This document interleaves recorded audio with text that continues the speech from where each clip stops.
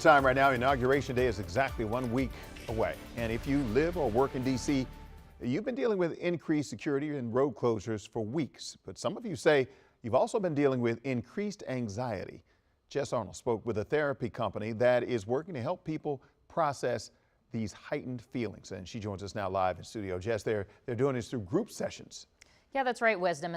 Basically, since Election Day, they've been holding these sessions. Now, it's a virtual mental health clinic called Modify Health that is holding them. And it's been every Thursday that they've been hosting these groups to help people process their post-election anxiety. I spoke with a psychotherapist who has been leading these sessions to get an idea of the main concerns that she's been hearing, as well as tips that you can implement right now if you are feeling similarly.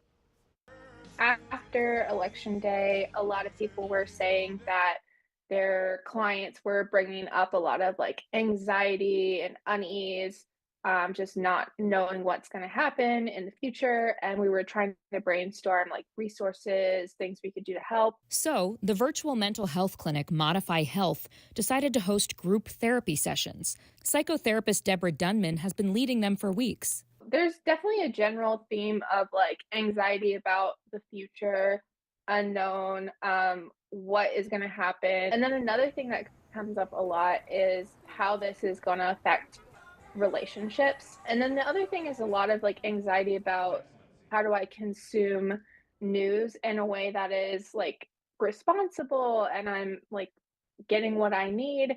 And being like a good citizen without like stressing myself out. It's all coming to a head with Inauguration Day 1 week away. So even if you don't want to join this group session, Dunman has some tips to help address anxiety. One is to find emotionally safe people with whom you can discuss concerns face to face. Two is to make sure you're consuming fact-based news coverage instead of opinion shows. And then another thing that is like very simple but really goes out of the window when we have anxiety is our like really basic self-care. So there's an acronym that people can use. It's PLEASE. The PL is like physical illness. So if you're feeling under the weather, attending to that before you're worrying about anything else, if possible. E is like eating enough, so making sure that you're getting nutrition. A is avoiding mood altering substances. And then the S is for sleep. And then the last one is exercise. Helpful advice for any type of anxiety, beyond Inauguration Day too.